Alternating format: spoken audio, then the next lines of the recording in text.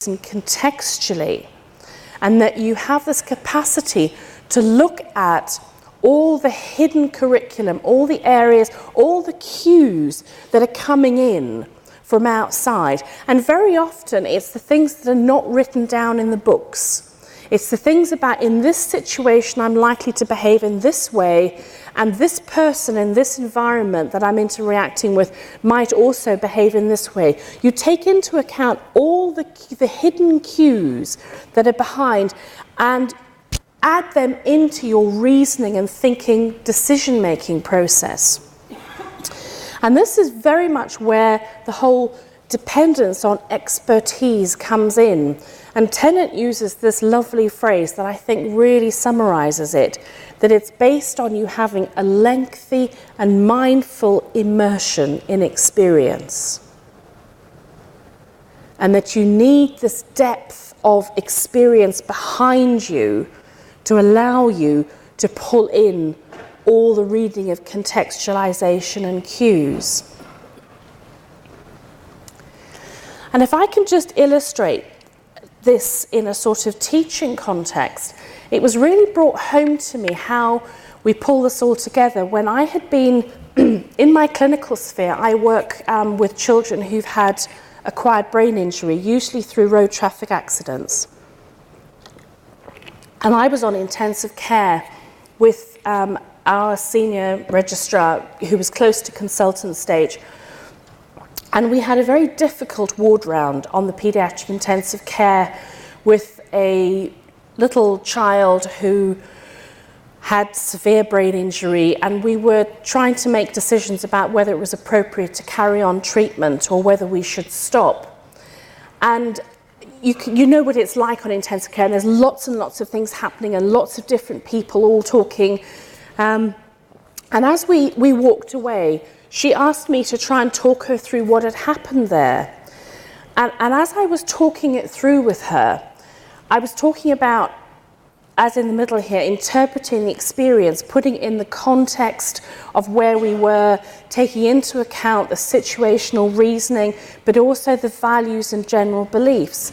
And I was also having to unpick for her all the other things that had happened that affected the way we'd reached the judgment, the pragmatics of the situation and the constraints. Had we actually reached the end of what was feasible in this child? How much longer was it possible to continue using high inotropic drugs?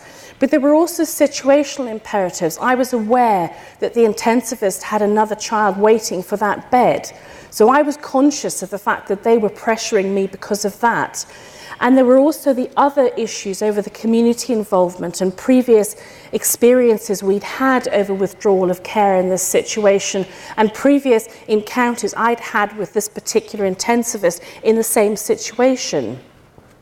So all of these factors were pulling into how we were thinking through and working through that situation.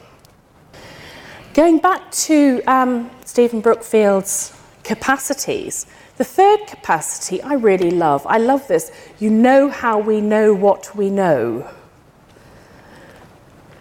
That there is very much this concept that as adults, you learn how it is that you most effectively learn as an individual. Now, Kitchener refers to this in this context as epistemic cognition. Now, I love this phrase. It takes me a long time to read it, but it does pull it together for me. Knowledge of whether our cognitive strategies are sometimes limited, in what ways solutions can be true, and whether reasoning correctly about a problem necessarily leads to an absolutely correct solution. So in other words, that dilemma you have, that it doesn't matter how hard you think about it and how much you know, you're still not sure you've come to the right conclusion. And that is very much an adult thinking, learning experience, that you recognize that you can't always know all the answers, but you know how you might learn everything you might to make sure you make the best possible judgment you can in that situation. You develop the self-awareness of whether you know enough about it to make that judgment. And that you move into this awareness of learning styles. When you move up to the higher levels, the metacognition of understanding and learning, they're both about learning how to learn.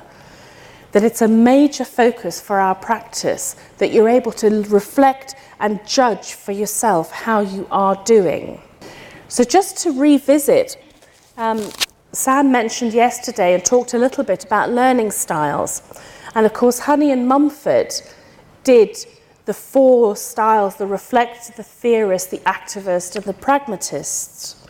And Kolb has also done this, as Sam mentioned, but he's just recently revisited this and made it even more complex than it was before. But what I wanted, rather than going through the detail, is he's really tried to think through, I'm sorry, the pointer isn't working. If you look up and down the perception continuum, that there is about how we think about things, as well as on the horizontal, the processing continuum, how we do things. And in that we are based in evidence-based practice, as we have mentioned several times through this conference, I thought I'd just put up some evidence there about learning styles. That there is evidence that the measurement is stable, that the classification of your learning styles and those of your students can be useful for curriculum design, that people with balanced learning styles adapt better to varying learning situations, that matched learning styles improve counselling outcomes, and learning style correlates strongly with career choice, even in medicine. So going back to Brookfield's capacities, we now move on to the final one, which is critical reflection.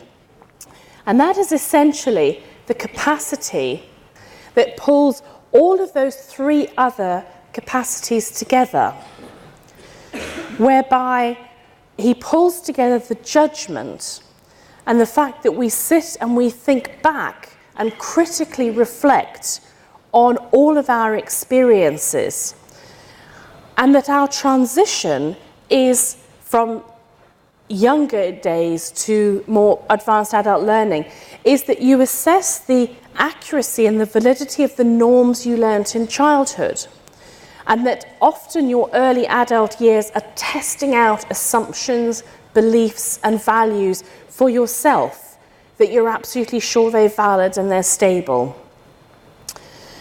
Stephen Brookfield's written a whole book on this, The Power of Critical Theory, and anybody who has trouble sleeping, I recommend it really highly to. It's a wonderful book, but it's taken me a long time to get through it.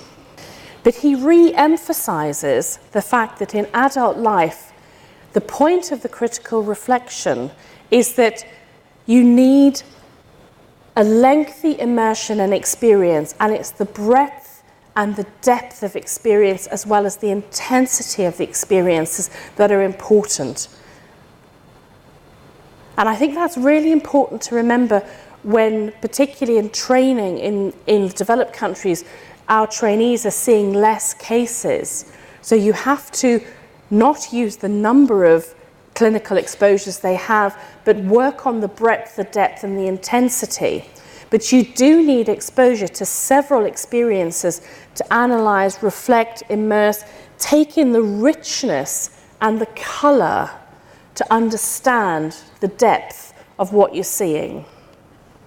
And that every time you have a clinical encounter or an experience, you go through this learning cycle for yourself. You react to the trauma, you scrutinise yourself and you think, did I do the best that I can? Did I have all the knowledge that I had to work with it? You make an active effort to come to terms with that uncomfortable feeling. Did I know everything I needed to know?